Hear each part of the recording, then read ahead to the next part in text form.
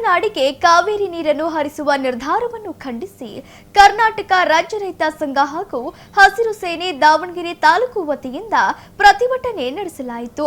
ನಗರದ ಜಯದೇವ ವೃತ್ತದಲ್ಲಿ ಜಮಾಯಿಸಿದ ಪ್ರತಿಭಟನಾಕಾರರು ಸರ್ಕಾರದ ವಿರುದ್ಧ ಘೋಷಣೆಗಳನ್ನು ಕೂಗಿದರು. ಪ್ರಸ್ತುತ ರಾಜ್ಯದಲ್ಲಿ ತೀವ್ರ ಬರಗಾಲವಿದ್ದು ಕೆಆರ್ಎಸ್ ಜಲಾಶಯದಲ್ಲಿ ಕೇವಲ 10 ರಿಂದ 12 ಟಿಎಂಸಿ ನೀರು ಮಾತ್ರ ಬಾಕಿ ಇದೆ. ಇಂತಹ ಸಂಕಷ್ಟದ ಪರಿಸ್ಥಿತಿಯಲ್ಲಿ ಕಾವೇರಿ ನೀರು ನಿಯಂತ್ರಣ ಸಮಿತಿಯು ಪ್ರತಿದಿನ 3500 ಕ್ಯೂಸೆಕ್ಸ್ ನೀರನ್ನು 15 ದಿನಗಳ ಕಾಲ ತಮಿಳುನಾಡಿಗೆ ಹರಿಸಲು ಆದೇಶಿಸಿರುವುದು ಅತ್ಯಂತ ದುರಾದೃಷ್ಟಕರ ಹಾಗೂ ರೈತರ ಗಾಯದ ಮೇಲೆ ಬರೆ ಎಳೆದಂತಾಗಿದೆ ಎಂದು ಆಕ್ರೋಶ ವ್ಯಕ್ತಪಡಿಸಿದರು. ಕೂಡಲೇ ಸಿಡಬ್ಲ್ಯೂಆರ್ಸಿ ಆದೇಶವನ್ನು ತಿರಸ್ಕರಿಸುವ ಮೂಲಕ ತಮಿಳುನಾಡಿಗೆ ನೀರು ಹರಿಸುವುದನ್ನು ಸರ್ಕಾರ ನಿಲ್ಲಿಸಬೇಕು, ಇಲ್ಲದಿದ್ದರೆ ಮುಂದಿನ ದಿನಗಳಲ್ಲಿ ಉಗ್ರ ಹೋರಾಟ ನಡೆಸಲಾಗುವುದು ಎಂದು ಎಚ್ಚರಿಕೆ ನೀಡಿದರು. ಪ್ರತಿಭಟನೆಯಲ್ಲಿ ಕರ್ನಾಟಕ ರಾಜ್ಯ ರೈತ ಸಂಘ ಹಾಗೂ ಹಸಿರು ಸೇನೆಯ ಪ್ರಮುಖ ಮುಖಂಡರು ಮತ್ತು ಕಾರ್ಯಕರ್ತರು ಉಪಸ್ಥಿತರಿದ್ದರು.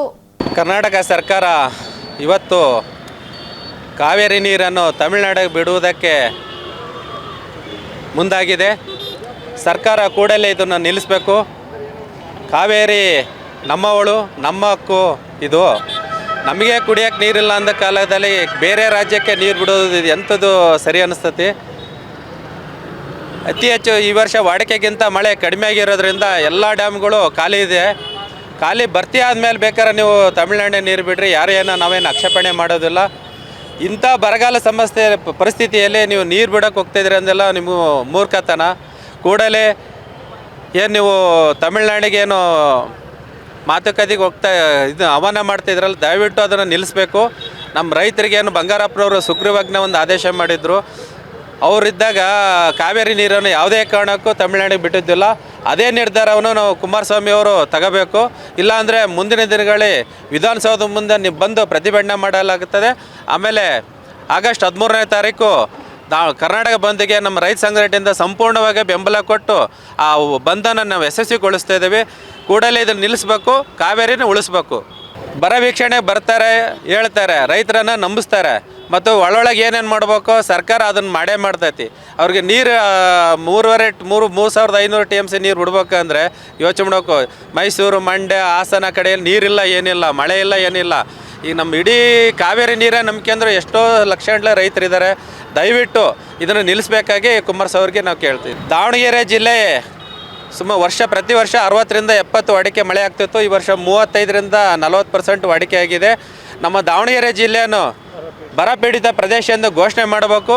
ಆಮೇಲೆ ಬೆಳೆ ವಿಮೆನ 31ಕ್ಕೆ ಲಾಸ್ಟ್ ಟೈಮ್ ಮಾಡಿದರು. ಇನ್ನು ಭಾಳ ಜನ ಕಟ್ಟೋರಿದ್ದಾರೆ ಬೆಳೆ ವಿಮೆನ. ದಯವಿಟ್ಟು ಇನ್ನೊಂದು ಸ್ವಲ್ಪ ದಿವಸ ಅವರು ನಮ್ಮ ರೈತರಿಗೆ ಕಾಲಾವಕಾಶ ಕೊಡಬೇಕಾಗಿ ಸರ್ಕಾರಕ್ಕೆ ನಾವು ವಿನಂತಿಸಿಕೊಳ್ಳುತ್ತೇವೆ.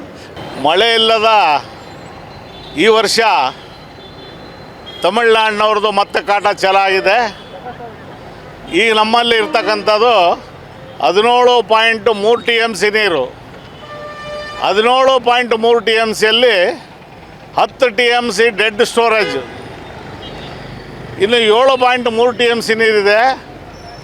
ಆ ನೀರನ್ನು ತಮಿಳುನಾಡಿನವ್ರಿಗೆ ನಾವು ಬಿಟ್ಟರೆ ಮಂಡ್ಯ, ಮೈಸೂರು ಮತ್ತು ಬೆಂಗಳೂರು ಇತರ ಭಾಗಗಳಿಗೆ ಕುಡಿಯೋಕ್ಕೆ ನೀರಿಲ್ಲ. ಅಲ್ಲಿ ನಮ್ಮ ಮಂತ್ರಿಗಳು ರೈತರು ಯಾವುದೇ ರೀತಿಯಲ್ಲಿ ಈ ಡ್ಯಾಮಿನ ನೀರು ನಂಬ್ಕೊಂಡು ಬೆಳೆಬೇಡ್ರಿ ಅಂತ ಹೇಳಿದ್ದಾರೆ. ಆದರೆ ಇವತ್ತು ನಮ್ಮ ರೈತರಿಗೆ ನೀರಿಲ್ಲ, ತಮಿಳುನಾಡಿನವರು ನೀರು ಬಿಡಿ ಅಂತ ಹೇಳ್ತಾ ಇದ್ದಾರೆ. ಈ ಏನು ಡೆಲ್ಲಿಯಲ್ಲಿ ಈ ಒಂದು ನೀರಿನ ಒಂದು ಏನು ಸಂಸ್ಥೆಗಳು ಮಾಡಿದ್ದಾರೆ, ಅವರು ತಮಿಳುನಾಡಿನವರ ಯಾವುದೋ ಒಂದು ಆಮಿಷಕ್ಕೆ ಬಲಿಯಾಗಿ ತಕ್ಷಣ ನೀರು ಬಿಡ್ರಿ 3.5 ಟಿ ಎಮ್ ಸಿ ಅಂತಾರೆ. 3.5 ಟಿ ಎಮ್ ಸಿ ನೀರು ಬಿಟ್ಟರೆ ಆ ಗುಂಡ್ಲುಪೇಟೆಯಲ್ಲಿ ನಾವು ಹೋಗೋಷ್ಟೊತ್ತಿಗೆ 1.5 ಟಿ ಎಮ್ ಸಿ ಆಗುತ್ತೆ. ನಾವು 3.5 ಟಿ ಎಮ್ ಸಿ ಬಿಡಬೇಕು ಅಂದರೆ 7 ಟಿ ಎಮ್ ಸಿ ನೀರು ಬಿಡಬೇಕಾಗುತ್ತೆ. ದಿವಸ 7.5 ಟಿ ಎಮ್ ಸಿ ಬಿಟ್ಟರೆ ಅಲ್ಲಿಗೆ 9 ಟಿ ಎಮ್ ಸಿ ನೀರು ಬಿಡಬೇಕಾಗುತ್ತೆ. ನಮಗೆ 7.3 ಮಾತ್ರ ಲಭ್ಯ ಇದೆ.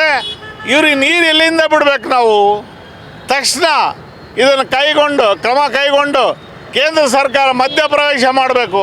ಇಲ್ಲ ಅಂದರೆ ನಾವು ಕರ್ನಾಟಕದ ಎಲ್ಲ ರೈತರು, ಕಾರ್ಮಿಕರು, ಆಟೋ ಚಾಲಕರು, ವಾಹನ ಚಾಲಕರು ಮತ್ತು ಇತರ ಎಲ್ಲರೂ ಕನ್ನಡ ಪರ ಹೋರಾಟಗಾರರು ಎಲ್ಲರೂ ಸೇರಿ ಬೀದಿಗಿಳಿಬೇಕಾಗುತ್ತೆ. ಕರ್ನಾಟಕ ಸರ್ಕಾರ ಯಾವುದೇ ಕಾರಣಕ್ಕೂ ನೀರು ಬಿಡುವ ದುಸ್ಸಾಹಸಕ್ಕೆ ಕೈ ಹಾಕಬಾರ್ದು ಅಂತ ಈ ನಮ್ಮ ಮುಖ್ಯಮಂತ್ರಿಗೆ ನಾನು ಈ ಮೂಲಕ ಎಚ್ಚರಿಕೆ ಕೊಡ್ತಾ ಇದ್ದೀನಿ.